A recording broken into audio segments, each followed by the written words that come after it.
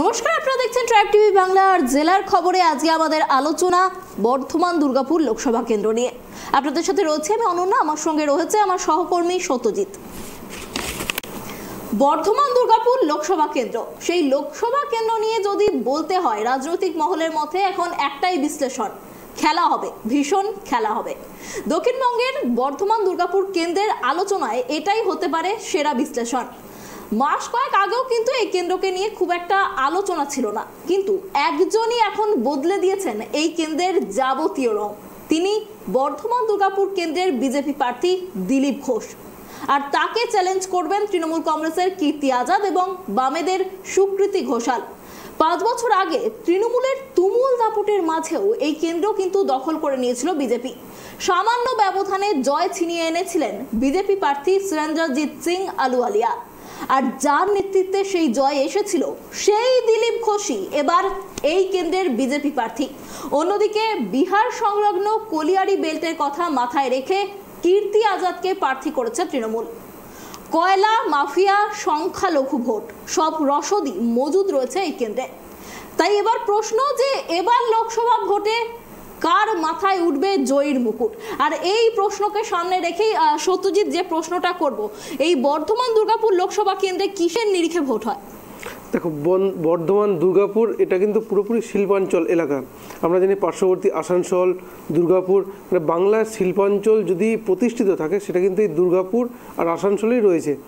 তো সুতরাং এই শিল্পাঞ্চল নিয়েই আলোচনার কেন্দ্রবিন্দু থাকবে। আর ভোটের এখানে এটা নিয়েই সাধারণত ভোট হয়, যে শিল্পাঞ্চল এলাকার দাপট কতটা, কোন রাজনৈতিক দল, কোন নেতা নিজেদের প্রভাব প্রতিপত্তি তৈরি করতে পারেন, তার ভিত্তিতেই কিন্তু ভোটের ফলাফলটা নির্ভর করেন। কারণ এখানকার বেশিরভাগ মানুষ কিন্তু এই বর্ধমান বলো, দুর্গাপুর, আসানসোল এসবের যে শিল্পাঞ্চলগুলো এসব জায়গায় কর্মরত থাকেন। তো স্বাভাবিকভাবেই এখানকার শিল্পাঞ্চলটাই ভোটের প্রধান কেন্দ্রবিন্দু হতে চলেছে এবার। একদমই তুমি যেমনটা বললে, বর্ধমান দুর্গাপুর লোকসভা কেন্দ্র কিন্তু একেবারে একটা শিল্পাঞ্চল এরিয়া, অর্থাৎ শিল্পাঞ্চলের বিষয়গুলোকে কেন্দ্র করেই কিন্তু এখানকার রাজনীতি আবর্তিত হয়। আরও একটা বিষয় আপনাদের জানিয়ে রাখি, এই যে বর্ধমান দুর্গাপুর লোকসভা কেন্দ্র 2009 সালে এই কেন্দ্র কিন্তু প্রথম এই কেন্দ্র হিসাবে বিবেচিত হয় এবং তারপর থেকে 5 বছরের বেশি কিন্তু কেউ টিকতে পারেনি, অর্থাৎ কোনো রাজনৈতিক দলই 5 বছরের বেশি এখানে টিকতে পারেনি। বারবার এখানকার ভোটাররা রং বদল করেছেন, আর সেই প্রেক্ষাপটে আবারও ভোট এসেছে। এবার কোন দলের ভাগ্য খুলবে?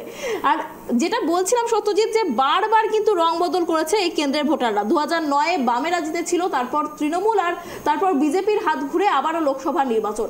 এবার এই লোকসভা কেন্দ্র কতটা গুরুত্বপূর্ণ হতে চলেছে? দেখো, আগে লোকসভা কেন্দ্র নিয়ে বলি। এই বর্ধমান দুর্গাপুর লোকসভা কেন্দ্র প্রতিষ্ঠিত হয় 2008 সালে, 2009-এর লোকসভা নির্বাচনের ঠিক আগে।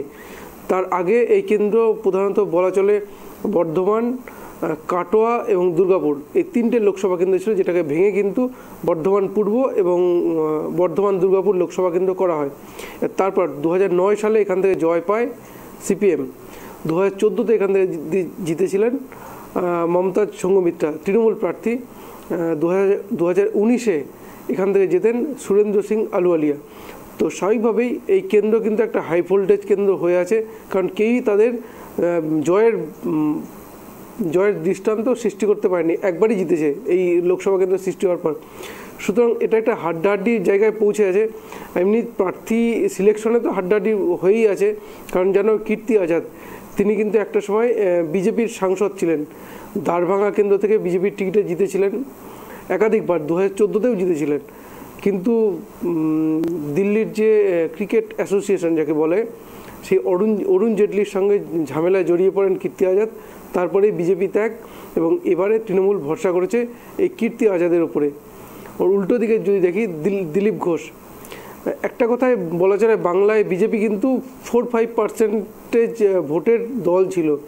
সেখানে দিলীপ ঘোষ রাজনীতিতে আসার পর 2016 সালে বিজেপি 3টি আসন জেতে বিধানসভায়। এরপর দেখো, দিলীপ ঘোষ জিতেছিলেন মেদিনীপুর থেকে, খড়গপুর থেকে। তারপরে 2019-এর লোকসভা নির্বাচন বিজেপি কিন্তু ব্যাপক সাফল্য পায়, 18টি আসন দখল করে এই দিলীপ ঘোষের নেতৃত্বে। তো স্বাভাবিকভাবেই দিলীপ ঘোষের কিন্তু একটি রাজনৈতিক জনপ্রিয়তা গোটা বাংলাতে রয়েছে। তা বর্ধমান দুর্গাপুরেও কিন্তু যথেষ্ট পরিমাণে রয়েছে। একেবারে। আর এটাই বলছিলাম আমি কিছুক্ষণ আগে যে গতবারের যে লোকসভা নির্বাচন অর্থাৎ 2019-এর যে লোকসভা নির্বাচন, তখন কিন্তু যে সুরেন্দ্রজিৎ সিং আলুওয়ালিয়া, এসএস আলুওয়ালিয়া যিনি প্রার্থী ছিলেন, মনোনয়ন জমা দেওয়ার কিছুদিন আগেই সেই প্রার্থী ঘোষণা করা হয়েছিল। একদম হাতে কম সময় ছিল, 15 দিন মতো সময় ছিল। আর সেই 15 দিনের মধ্যে প্রচার করে সেই প্রচারে যিনি প্রধান নেতৃত্ব দিয়েছিলেন দিলীপ ঘোষ, সেই দিলীপ ঘোষের নেতৃত্বেই এসএস আলুওয়ালিয়া জয় পেয়েছিলেন, এমনটাই কিন্তু রাজনৈতিক মহলের অনেকে মনে করছেন। আর এবার সেই দিলীপ ঘোষ, পোড় খাওয়া রাজনীতিবিদ দিলীপ ঘোষকেই কিন্তু প্রার্থী করেছে বিজেপি এই কেন্দ্রে। আর অন্যদিকে কীর্তি আজাদ, যিনি কিন্তু এই কেন্দ্রে একেবারেই নতুন মুখ, শুধু এই কেন্দ্র নয়, বাংলার রাজনীতিতে একেবারে নতুন মুখ কীর্তি আজাদ। বিরোধীরা তাকে কিন্তু বহিরাগত বলেও তোপ দাগছে। আর সেখানে এই দিলীপ ঘোষের মতো পোড় খাওয়া রাজনীতিবিদের বিপরীতে দাঁড়িয়ে কতটা লড়াই দিতে পারবে কীর্তি আজাদ, কি মনে করছো? লড়াই কতটা দিতে পারবে সেটা তো ভোটের ফলাফল বোঝা যাবে। কিন্তু একটা জিনিস বলবো যে দেখো, দিলীপ ঘোষ যে লেভেলের রাজনীতিটা করেন, তিনি কিন্তু খুব অল্প সময়ে রাজনীতিতে সাফল্যটা পেয়েছেন, এ বিষয়ে কোনো সন্দেহ নেই। কারণ দিলীপ ঘোষ রাজনীতিতে আসার পরেই কিন্তু বিজেপির এই উত্থান। বর্তমানে বিজেপি যে প্রধান বিরোধী দল, তার নেতৃত্ব কিন্তু দিলীপ ঘোষই দিয়েছিলেন, এটা কিন্তু অস্বীকার করার কোনো জায়গা নেই। আর দিলীপ ঘোষের যে মাঝে মাঝে বক্তব্য, মাঝে মাঝে বিতর্কে ওঠে, এইভাবেই কিন্তু দিলীপ ঘোষ রাজনীতিটা করেন। কারণ একটা কথা বলি যে বাংলার বলো যে কোনো রাজনৈতিক দল যখন বন্ধ ডাকে, বন্ধ কিন্তু কতটা প্রতিবাদের জন্য সেটা তো পরের কথা, প্রধানত পেশি শক্তি দেখানোটাই প্রধান হয়ে ওঠে বন্ধের ক্ষেত্রে। তো স্বাভাবিকভাবেই রাজনীতিতে খবরের শিরোনামে থাকতে চাঞ্চল্য সৃষ্টি করতে, তো সেখানে কিন্তু এরকমই মারকাট বক্তব্য যেটা দিলীপ ঘোষ করে এসছেন, এটা কিন্তু বিজেপিকে চর্চায় নিয়ে এসছে বছরের পর বছর। তো যার ফলে তো এদিক দিয়ে দিলীপ ঘোষ বলবো এই ধরনের রাজনীতি করেন। কারণ কয়েকদিন আগে উনি কিন্তু মুখ্যমন্ত্রী মমতা বন্দ্যোপাধ্যায়ের সম্বন্ধে একটা কিন্তু কুরুচিকর মন্তব্য করে ফেলেন, যার ফলে কিন্তু কমিশন সতর্ক করেছে। কিন্তু তারপরেও দিলীপ ঘোষ কিন্তু থামবার পাত্র নয়, তিনি কিন্তু একইভাবেই চলছেন। এবং আমি আরেকটা কথা বলবো যে দিলীপ ঘোষের যে রাজ্য সভাপতি ছিলেন 2 টার্মসের বিজেপির, সুতরাং এই বিজেপি যে সংগঠন জেলায় জেলায়, এটা কিন্তু দিলীপ ঘোষের হাতেই তৈরি। তো সেখানে দিলীপ ঘোষের বর্ধমান দুর্গাপুর আসনে খুব একটা অসুবিধা হওয়ার কথা নয়। কারণ দিলীপ ঘোষ যখন রাজ্য সভাপতি ছিলেন, তখন এখানকার জেলা সভাপতি ছিলেন লক্ষণ ঘড়ি, যিনি বর্ধমান পূর্ব বা পশ্চিমের বিধায়ক বর্তমানে বিজেপির। তো সুতরাং দিলীপ ঘোষের খুব একটা অসুবিধা, যথেষ্ট ভালো অবস্থায় থাকবেন। যেহেতু 2019-এ বিজেপি জিতেছিল, এরপর দেখো 2021-এর বিধানসভা নির্বাচনে 7টি কেন্দ্রের মধ্যে 6টি পায় তৃণমূল কংগ্রেস, কিন্তু সেই ব্যবধান কিন্তু 1 লক্ষের কাছাকাছি রয়েছে। এবার 2024-এর লোকসভা নির্বাচন, তারপরে দেখো এই সন্দেশখালী সব কাণ্ড ঘটে যাওয়ার পর বিজেপি যথেষ্ট ভালো অবস্থায় রয়েছে। তারপরে এই দিলীপ ঘোষের মতো একজন নেতৃত্ব, যিনি অত্যন্ত শক্ত হার্ড পলিটিশিয়ান যাকে বলা যায়। তো এই দিক দিয়ে উল্টো দিকে যদি দেখি, কীর্তি আজাদ, তিনি বিহারের বাসিন্দা, একটা সময় ভারতীয় ক্রিকেট দলে খেলেছেন, 1983 বিশ্বকাপ জয়ী দলের সদস্য ছিলেন। কিন্তু দিলীপ ঘোষ বাংলায় যে রাজনীতিটা প্রতিষ্ঠিত করেছেন, সেখানে কীর্তি আজাদ কতটা লড়াই দিতে পারবেন, এটা যথেষ্ট কি বলবো, যথেষ্ট তার জন্য অপেক্ষা করতে হবে 4 জুন পর্যন্ত। একেবারেই আমরা যেমনটা বলছিলাম, এই যে লোকসভা কেন্দ্র, সেই লোকসভা কেন্দ্র কিন্তু বারবারই রং পাল্টেছে। এখানে কিন্তু বামেদের প্রার্থী হচ্ছেন সুকৃতি ঘোষাল। আমরা এতক্ষণ কথা বলছিলাম কীর্তি আজাদকে নিয়ে, তিনি তৃণমূল প্রার্থী, বিজেপি প্রার্থী দিলীপ ঘোষকে নিয়েও কথা বলছিলাম। বামেরা প্রার্থী করেছে সুকৃতি ঘোষালকে, তিনি কতটা লড়াই দিতে চলেছেন? দেখুন, বামেদের যদি বলি, 2011-এর পর বামেদের শক্তি ক্ষয়িষ্ণু, এবং 2019 লোকসভা নির্বাচনের পর যদি বলা চলে বামেদের তেমন অনেকটাই নড়বড়ে হয়ে যায়। 21-এ তো আমরা দেখেছি 0 হয়ে গেছে। সুতরাং বামেদা কতটা লড়াই দিতে পারবে সেটা তো পরের ব্যাপার। আমার মনে হয় বাংলার 42টি আসনের মধ্যে কোনো কেন্দ্রে সেকেন্ড পজিশনে থাকবে কিনা যথেষ্ট সন্দেহ, থাকার সম্ভাবনা একেবারে নেই। তাহলে লড়াইটা এখানে দ্বিমুখী নাকি? দ্বিমুখী একদম। দিলীপ ঘোষ বনাম কীর্তি আজাদই হতে চলেছে। আরেকটা কথা বলবো যে এই যে তুমি বললে যে দিলীপ ঘোষ, এই কীর্তি আজাদ বিহার থেকে সে প্রার্থী, এখানে কিন্তু বলবো যে রাজনীতি যে পরবর্তী প্রজন্ম, এটা তৈরি করা কিন্তু এটা কিন্তু অনেকটা বন্ধ হয়েছে। তার কারণটা বলি, গত কয়েক বছরে আমরা যদি দেখি কলেজের নির্বাচন কিন্তু একেবারেই বন্ধ। তো স্বাভাবিকভাবে তরুণ মুখ, তরুণ নেতা উঠে আসা কিন্তু অনেকটা বন্ধ হয়ে গেছে। এই কীর্তি আজাদকে প্রার্থী করার পর কিন্তু তৃণমূলের মধ্যে একটা গোষ্ঠীদ্বন্দ্বের ঘটনা আমরা দেখতে পেয়েছি, কারণ আমি যেমনটা বলছিলাম বাংলার রাজনীতিতে একেবারেই নতুন মুখ আপনাদের দেখাচ্ছি সেই গোষ্ঠীদ্বন্দ্বের ছবিটা। কীর্তি আজাদের প্রচারের মধ্যেই তৃণমূলের গোষ্ঠীদ্বন্দ্বের ছবি, তৃণমূলের দুই গোষ্ঠীর মধ্যে হাতাহাতির ছবিটা দেখাচ্ছি আপনাদের। সেখানে কীর্তি আজাদকে একেবারে বহিরাগত বলে তোপ দাগছেন কেউ, কেউ আবার বলছেন যে দিলীপ ঘোষের মতো একজন প্রার্থীর বিরুদ্ধে তিনি লড়াই দিতে পারবেন না। তাহলে গোষ্ঠীদ্বন্দ্ব কি প্রভাব ফেলতে পারে? অবশ্যই গোষ্ঠীকন্দল প্রভাব ফেলবেই, এ বিষয়ে কোনো সন্দেহ নেই। কীর্তি আজাদ বা তৃণমূলের সর্বোচ্চ নেতৃত্ব তারা কতটা এটা ম্যানেজ করতে পারে এটা একটা দেখার বিষয়। কারণ দেখো তৃণমূলের গোষ্ঠীকন্দল তো রয়েছেই, কারণ গত 2011 থেকে রাজ্যে ক্ষমতায়, তো স্বাভাবিকভাবেই দলে বিভিন্ন দল যত বড় হয়েছে দলের গোষ্ঠী বেড়েছে, সংগঠন বেড়েছে, তো সেদিক দিয়ে গোষ্ঠীকন্দল তো থাকবেই। কিন্তু রাজ্য নেতৃত্ব বা তৃণমূলের শীর্ষ নেতৃত্ব যারা রয়েছেন অভিষেক বন্দ্যোপাধ্যায়, মমতা বন্দ্যোপাধ্যায়, তারা কী করে সমস্ত গোষ্ঠীকে এক ছাতার তলায় নিয়ে এসে কীর্তি আজাদকে সমর্থন দেয়, এটা কিন্তু যথেষ্ট দেখার বিষয়। তার কারণ দেখো এই গোষ্ঠীকন্দল গোষ্ঠীকন্দলের কারণেই হয়তো কীর্তি আজাদকে নতুন মুখ করে নিয়ে বিহার থেকে নিয়ে এসে প্রার্থী করা হয়েছে। নইলে এই যে বললাম যে লোকাল নেতৃত্ব হয়তো লোকালে যারা রয়েছেন বর্ধমান দুর্গাপুরে, তাদের কাউকে এক গোষ্ঠীর কাউকে প্রার্থী করলে হয়তো অন্য গোষ্ঠী মেনে নিত না, যার ফলেই কিন্তু কীর্তি আজাদকে নিয়ে এসে প্রার্থী করা হয়েছে।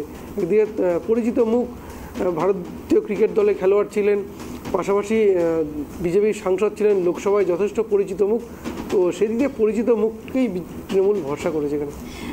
একেবারে যে কীর্তি আজাদের একটা জনপ্রিয়তা রয়েছে, কিন্তু তাকে নিয়ে দলের মধ্যে কিন্তু গোষ্ঠীদ্বন্দ্বও রয়েছে। যে ছবিটা আপনাদের কিছুক্ষণ আগে দেখাচ্ছিলাম, আমি পিসিআরকে বলবো আরও একবার সেই ছবিটা দেখাতে, যে কীর্তি আজাদ তিনি হাত জোর করে গোষ্ঠীদ্বন্দ্ব যাতে না হয় সেই জন্য মন্দিরে বসে প্রার্থনা করছেন।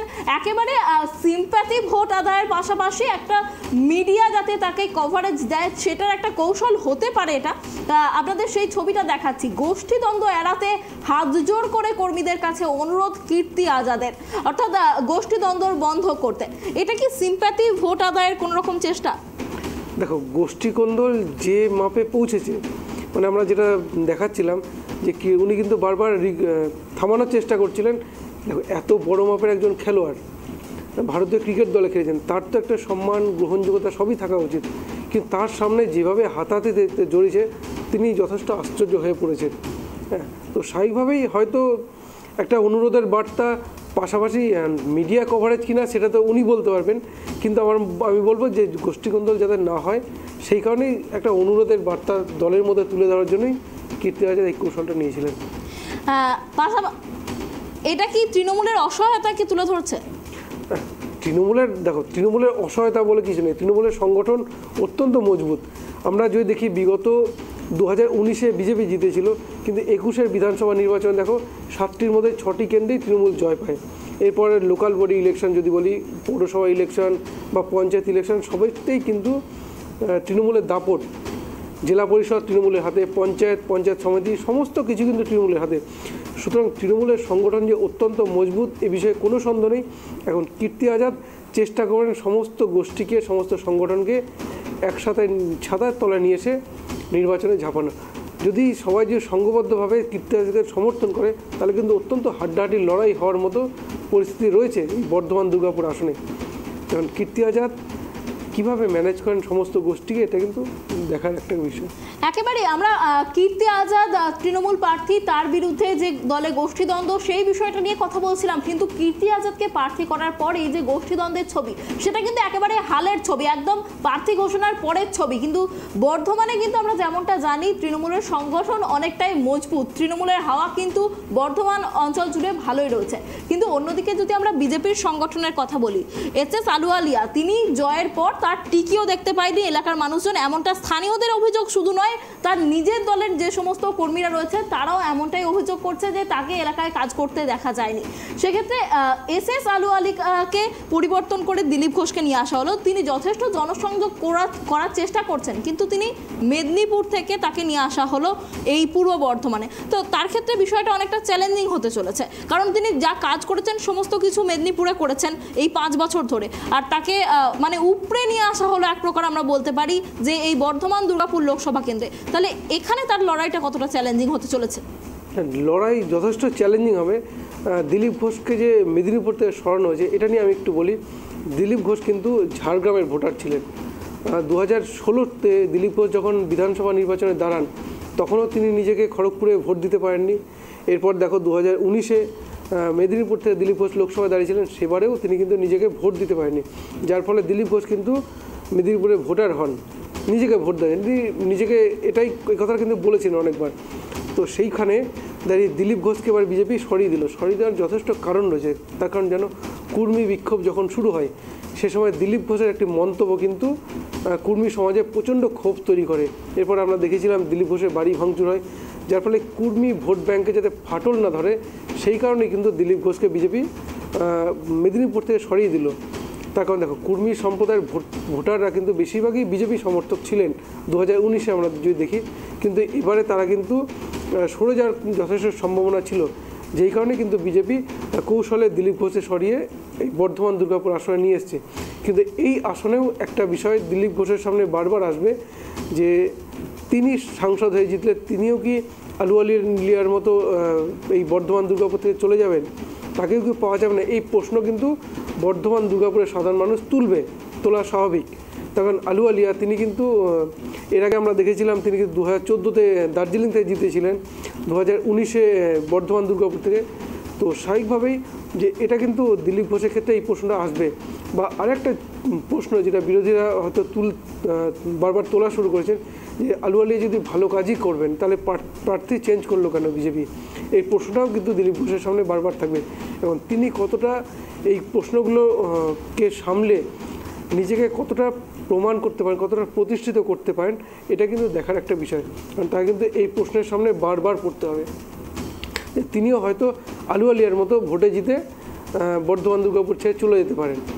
কিন্তু দিলীপ ঘোষের ভরসা যেটাই, তিনি রাজ্য সভাপতি ছিলেন, সংগঠনটা তার হাতেই তৈরি ছিল, তো সেদিক দিয়ে বলা চলে। আর যেহেতু লোকসভা নির্বাচন, তাছাড়া আরেকটা বলবো যে এই বর্ধমান দুর্গাপুরে ভোটার কিন্তু অনেকটা নন বেঙ্গলি ভোটার রয়েছে, যারা কিন্তু তোমার নন বেঙ্গলি ভোটাররা স্বাভাবিকভাবেই বিজেপিপন্থী হন। তো এই দিক দিয়ে এই সমর্থনটা দিলীপ ঘোষের পাওয়ার সম্ভাবনা রয়েছে।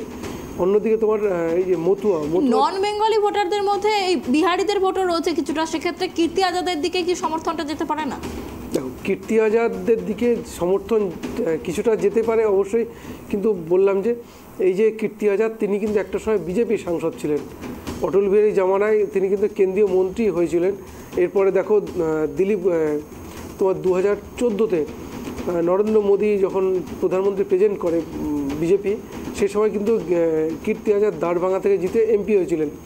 তো তারপরেই কিন্তু বিজেপির সঙ্গে তার বিবাদ বেঁধে যায় এই তোমার দিল্লির ক্রিকেট বোর্ড নিয়ে, যেখানে অরুণ জেটলি প্রেসিডেন্ট ছিলেন। সেখানে কিন্তু অরুণ জেটলির বিরুদ্ধে বারবার মুখ খুলেছিলেন কীর্তি আজাদ, যার ফলে কিন্তু বিজেপির সঙ্গে বিবাদ এবং বিজেপি ত্যাগ করেন। তিনি কতটা এই ভোটে প্রভাব ফেলতে পারেন এটা যথেষ্ট, কারণ তিনি বিজেপির ঘর থেকে আসা, এটা কিন্তু কীর্তি আজাদের সঙ্গে তিনি বিজেপির ঘর থেকে আসা, পাশাপাশি একেবারে বাংলা এবং তৃণমূলের রাজনীতিতে একেবারে নতুন মুখ। সেই কারণে আপনাদের যে ছবিটা দেখাচ্ছিলাম যে মন্দিরে বসে হাত জোর করে গোষ্ঠীদ্বন্দ্ব থামানোর অনুরোধ, পাশাপাশি যে ছবিটা আপনারা গতকালই দেখতে পেয়েছি তিনি তার স্ত্রীকে হুইল চেয়ারে বসে প্রচারে নেমেছিলেন। একেবারেই সিম্প্যাথি ভোটের দিকে কিন্তু বেশি ঝুঁকছেন এই তৃণমূল প্রার্থী কীর্তি আজাদ, এমনটাই কিন্তু মনে করছে রাজনৈতিক মহল।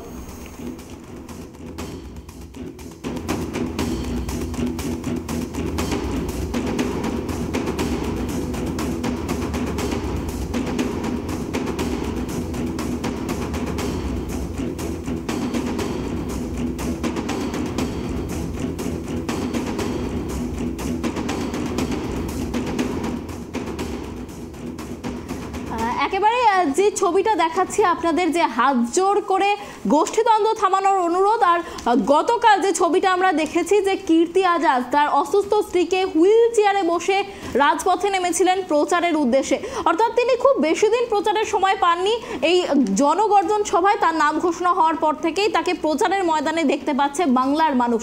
সেখানে এই সিম্প্যাথি ভোট, এটা কংগ্রেসের এই পলিসিটা আমরা দেখেছি বারবার যে সিম্প্যাথি ভোট আদায়, আর তিনি তৃণমূলের হয়ে এই পলিসিটা অ্যাপ্লাই করছে। এই পলিসি কি খাটতে পারে? না, এই পলিসি নতুন নয়। আমরা যদি দেখি 2021-এর লোকসভা বিধানসভা নির্বাচনে সেখানে কিন্তু মমতা বন্দ্যোপাধ্যায় যে পায়ে চোট পেয়েছিল তিনি কিন্তু হুইল চেয়ারেই প্রচার করেছিলেন। তো এটা নতুন কিছু নয়, এটা রাজনৈতিক ব্যক্তিত্বরা অনেকবারই করে এসেছেন। তো হয়তো কীর্তি আজাদ সেই কারণে করেছেন কি না সেটা তো উনি বলতে পারবেন। কিন্তু আরেকটা জিনিস যেটা কোনো রাজনীতি যখন ভোটের ময়দানে নামেন তার পরিবারের সদস্যরা স্ত্রী প্রচারে আসেন, হয়তো স্ত্রীর আবদারে তাকে নিয়ে এসেছেন, এটাও হতে পারে। তো সিম্প্যাথি আদায় কিনা সেটা তো উনি বলবেন, কিন্তু রাজনৈতিক ব্যক্তিত্বরা পরিবারকে নিয়ে আসে, এটাও কিন্তু রাজনীতিতে বারবার দেখা গেছে। একেবারে আরো এবার যে বিষয়টার দিকে নজর রাখবো যে বিধানসভা নির্বাচন 2021-এর বিধানসভা নির্বাচনের যে 7টি বিধানসভা রয়েছে এই বর্ধমান দুর্গাপুর লোকসভা কেন্দ্রের আওতায়, তার মধ্যে 6টিতেই কিন্তু রাজ করছে এই মুহূর্তে তৃণমূল, মাত্র 1টিতে ক্ষমতায় রয়েছে বিজেপি। আর গতবার লোকসভা নির্বাচনেও আমরা কিন্তু দেখেছি 2019-এর ফলাফলটা একবার দেখাতে বলবো, যে 2019-এর যে ফলাফলটা সেখানে কিন্তু আমরা দেখেছি একেবারে কান ঘেঁষে জিতে গিয়েছে বিজেপি। যে বিজেপির এস আলুওয়ালিয়া তিনি পেয়েছিলেন 5,98,376টি ভোট। অন্যদিকে তৃণমূলের ডক্টর মমতাজ সংঘমিত্রা তিনি পেয়েছিলেন 5,95,937টি ভোট। আর সিপিএম পেয়েছিল 1,61,329টি ভোট। কংগ্রেসের রঞ্জিত মুখার্জি তিনি পেয়েছিলেন 38,516টি ভোট। এখানে বিজেপি আর তৃণমূল মূলত লড়াইটা তাদের মধ্যেই হয়েছিল। যদি আমাদের দুজনের এই ভোটের সংখ্যাটা আমরা দেখি সেক্ষেত্রে মার্জিন কিন্তু খুব কম, মানে ন্যূনতম মার্জিন, একেবারে কান ঘেঁষে বেরিয়ে গেছেন এস আলুওয়ালিয়া যদি আমরা দেখি। সেক্ষেত্রে পাশাপাশি এই পরিসংখ্যাটাও তোমায় জানিয়ে রাখবো সত্যজিৎ, যে বিধানসভায় যে 7টি আসন তার মধ্যে কিন্তু 6টিতেই তৃণমূলের রাজ রয়েছে ইতিমধ্যে। দিলীপ ঘোষ প্রার্থী থাকলেও সংগঠন যেহেতু তৃণমূলের মজবুত, সেক্ষেত্রে তৃণমূলের কি বাড়তি অ্যাডভান্টেজ হতে চলেছে? তৃণমূল যথেষ্ট ভালো জায়গায় থাকবে। এখানে আমি যেটা বলবো, গত 2021-এর বিধানসভা নির্বাচনে বামেরা কিন্তু যথেষ্ট ভোট কেটেছিল। তোমাকে আমি বলি, বর্ধমান দক্ষিণ বিধানসভা কেন্দ্রে তৃণমূল পেয়েছিল 91,015 ভোট, সেখানে বিজেপি পায় 82,910 ভোট। এইখানটা দেখো সিপিএম পেয়েছিল 23,346 ভোট, অর্থাৎ এই জয় পরাজয়ের ব্যবধানের ভোটটা কিন্তু ছিল সিপিএমের ঘরে। আরেকটা সে মন্তেশ্বরে তৃণমূল পেয়েছিল 1,05,460 ভোট, সেখানে বিজেপি পায় 73,655 ভোট। এখানেও কিন্তু সিপিএম 24,000-এর বেশি ভোট পেয়েছিল। একটা বলবো বর্ধমান উত্তর, এখানে তৃণমূল পায় 92,421 ভোট, বিজেপি পায় 85,715 ভোট। এখানেও দেখো সিপিএম 28,134 ভোট, অর্থাৎ এই জয় পরাজয়ের ব্যবধানের ভোটটা কিন্তু সিপিএমের ঘরে ছিল। তো স্বাভাবিকভাবেই এখানে আরেকটা দুর্গাপুর পূর্ব, যেখানে জিতেছিলেন দুর্গাপুর পূর্বতে 79,303 ভোট পায় তৃণমূল, সেখানে বিজেপি মাত্র 75,557, অর্থাৎ প্রায় 4,000 মতো ভোটে হেরেছিল। এখানেও দেখো সিপিএম পেয়েছিল 29,063 ভোট। দুর্গাপুর পূর্ব এখানে তোমার 91,186 ভোট পায় বিজেপি, অন্যদিকে তৃণমূল পায় 76,522 ভোট।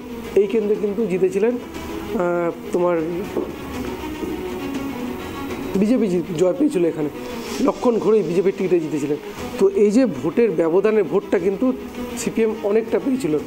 সিপিএম যদি তাদের ভোটের ব্যবধানটা ধরে রাখতে পারে তা তৃণমূলের ক্ষেত্রে অত্যন্ত সুবিধাজনক অবস্থায় থাকবে।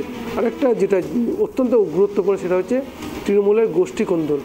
কারণ যার তৃণমূলে যে আমরা দেখলাম কীর্তি আজাদ তিনি কিন্তু হাত জোর করে বসে পড়েছিলেন, এটা গোষ্ঠী কোন্দল। হয়তো উনি এর আরও আগেও হয়তো দেখেছেন, যেটা হয়তো ক্যামেরার সামনে আসেনি, সেটা সামনে এসেছিলো বলেই তিনি বারবার অনুরোধটা করেছিলেন। তো সেখানে গোষ্ঠী কোন্দল এবং কি আরেকটা বলবো যে গত লোকাল বডি ইলেকশন, পৌরসভা বলো পঞ্চায়েত ভোটও সবই তো তৃণমূলের দখলে। তো তৃণমূলের সংগঠন অত্যন্ত মজবুত।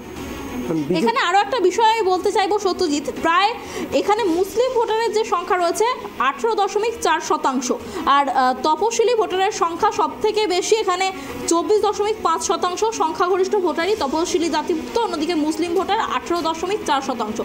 অর্থাৎ তপশিলি ভোটার এবং যে মুসলিম ভোটার রয়েছে সেই সংখ্যাটা কিন্তু এই কেন্দ্রে বেশি। আর আমরা জানি যে তৃণমূল অর্থাৎ মমতা বন্দ্যোপাধ্যায়ের সঙ্গে কিন্তু এই সংখ্যালঘু ভোট এবং তপশিলি ভোট কিন্তু অনেকটাই তার সেখানে প্রাধান্য রয়েছে। মমতা বন্দ্যোপাধ্যায়ের সেখানে কিন্তু অনেকটাই প্রাধান্য রয়েছে, সেটাও কিন্তু তৃণমূলের বাড়তি অ্যাডভান্টেজ।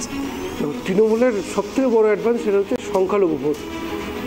যেটা এসসি ভোট তপশিলি, সেটা কিন্তু ভাগ হওয়ার সম্ভাবনা রয়েছে। কারণ এই যে গত সিএ আইনের ফায়দাটা কিন্তু বিজেপির পাওয়ার সম্ভাবনা রয়েছে।